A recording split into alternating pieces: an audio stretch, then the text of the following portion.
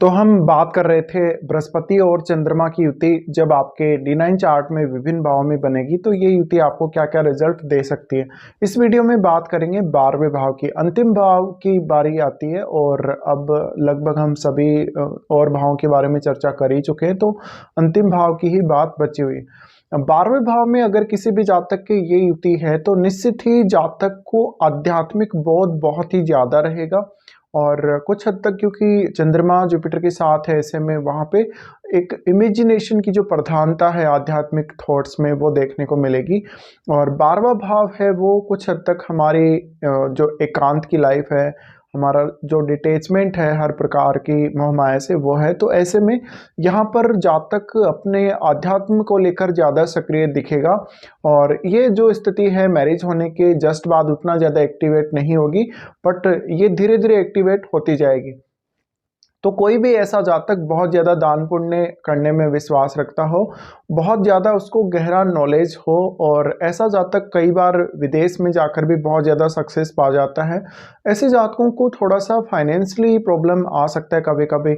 और फाइनेंशियली भी ऐसी दिक्कत आ सकती है जो उनको सडनली देखने को मिलेंगी या जो बोझ उनको सडनली उठाना पड़ेगा, जिम्मेदारियां उठानी पड़ेंगी।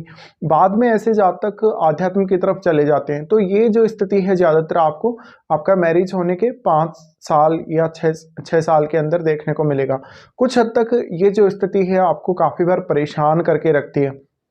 दूसरा, आपका अगर बात की जाए आपकी सेक्सुअल लाइफ मैरिज होने के बाद, वहाँ भी ये थोड़ा सा नेगेटिव इम्पैक्ट डालती है। अब क्योंकि बृहस्पति ज्ञान के कारक हैं और बृहस्पति ज्ञान के कारक होने की वजह से जब चंद्रमा के साथ ऐसे में वो स्थित होते हैं 12वें भाव में, तो जातक को स्पिरिचुअलिटी में बहुत ही गहरा इंटरेस्ट होगा, आध्यात्म से जुड़े हुए विषयों में बहुत गहरा इंटरेस्ट होगा। जातक आध्यात्म की खोज में इधर उधर काफ़ी भटकेगा, काफ़ी सारी यात्राएं करेगा और वो मन में शांति नहीं पाएगा कभी भी, और वो संतुष्ट नहीं हो सकता कितना भी ज्ञान प्राप्त कर ले जीवन में, कितना भी और चीज़ें प्राप्त कर ले। और ऐसे जातकों का जो एक लग्जरी की तरफ रुझान है वो थोड़ा कम ही देखने को मिलता है। तो यहाँ पे थोड़ा नेगेटिव इम्पैक्ट आ जाता है रिलेशनशिप पर, मैरिड लाइफ पर, और देखा जाए तो आपका भौतिक सुख सुविधाओं के दृष्टिकोण से भी। तो यहाँ पे एक नेगेटिव पॉइंट ये बनता है। दूसरा, यहाँ पे देखिए इंट्यूशन पावर जो है जातक की बहुत स्ट्रांग हो सकती है। जातक का सिक्स सेंस बहुत स्ट्रांग हो सकता है। जातक बहुत ज़्यादा जल्दी चीज़ों को एक्सप्लोर कर लेगा। जातक में क्वालिटीज़ एबिलिटीज़ बहुत ज़्यादा होंगी और बहुत ही ज़्यादा ब्रॉड माइंडेड ऐसा जातक होगा। तो ज्ञान के मामले में ऐसे जातकों के पास किसी भी प्रकार से कोई कमी नहीं रहने वाली। लेकिन अगर बात करें भौतिक जीवन की या रिलेशनशिप की, तो यहाँ पे नेगेटिव इम्पैक्ट जरूर पड़ सकता है।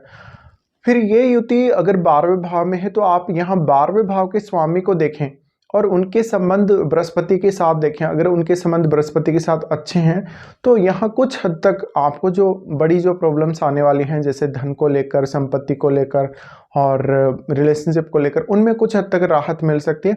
बट यहाँ पे जैसे जैसे आपकी एज बढ़ती जाएगी, जैसे जैसे आपका एक्सपीरियंस बढ़ता जाएगा लाइफ में, वैसे वैसे आप बहुत ज़्यादा सेक्सुअलिटी या जो भौतिक जीवन है उसकी तरफ नहीं जाएंगे और एक साधारण जीवन जीने की कोशिश करेंगे हमेशा। दूसरा, आप धीरे धीरे अपनी जिम्मेदारियों को कम करते जाएंगे। धीरे धीरे जो जिम्मेदारियां हैं आपके लिए बहुत बड़ा बोझ बनती जाएंगी, तो आप जिम्मेदारियों से हटते जाएंगे और अपने आप को सुकून में ले जाकर रखना चाहेंगे। देखा जाए तो ऐसा जातक थोड़ा ज़्यादा मानसिक सुकून ढूंढता है और ऐसे जातक ज्ञान की प्राप्ति जब करते हैं या इनको जब भी मतलब ज्ञान प्राप्त होता है, इनको कोई नया ज्ञान कहीं से ग्रहण होता है, तो ऐसे में इनको थोड़ा मानसिक सुकून होता है। देखा जाए तो बृहस्पति का चंद्रमा के साथ स्थित होना इमेजिनेशन पावर को बहुत ही स्ट्रॉन्ग कर देता है, और क्योंकि इमेजिनेशन जो पावर है आपकी बृहस्पति के ज्ञान के साथ मिलकर काम करती है, ऐसे में आपकी जो क्षमता है बृहस्पति से रिलेटेड फील्ड में काम करने की या जैसे आध्यात्म में कुछ नया खोजने की, वो बहुत ज़्यादा बढ़ जाती है। तो स्पिरिचुअलिटी और स्पिरिचुअलिटी से जुड़े हुए जो विषय हैं उनमें आपका इंटरेस्ट बहुत ज़्यादा गहरा हो सकता है उम्र बढ़ने के साथ साथ। बट ये जो युति है अक्सर आपको विदेश में ज़्यादा सक्सेस दे सकती है आपके खुद की कंट्री की तुलना में, और ये युति आपको काफ़ी बार भ्रमण करवाएगी और एक समय बाद आपका पूरी तरीके से जो मोह माया है वहाँ से ध्यान हट जाएगा और बहुत ही साधु संत जैसा जीवन जीने की कोशिश करेंगे। तो आगे चलकर जो आपकी स्टाइल रहने वाली है लाइफ की, वहाँ कुछ हद तक अभावों की ज़िंदगी हो सकती है कभी कभी, या आपको ऐसे लगेगा कि जैसे आपकी बहुत सारी इच्छाएं अधूरी रही हैं लाइफ में, वो पूरी नहीं हुई, और आपने कुछ जो टारगेट डिसाइड किए थे अपने आगे के जीवन के लिए, वो टारगेट भी आप पूर्ण रूप से अचीव नहीं कर पाए। तो यहाँ नॉर्मली अगर हम देखें तो आध्यात्म की तरफ ही ज़्यादा रुझान देखने को मिलेगा। अब आप 12वें भाव के स्वामी को जरूर चेक करें, और 12वें भाव का स्वामी कहाँ बैलेंस्ड है ये भी आपको देखना जरूरी है। तो ये कुछ रिजल्ट हैं जो देखने को मिल सकते हैं जब भी बृहस्पति और चंद्रमा आपके D9 चार्ट के 12वें भाव में स्थित होंगे।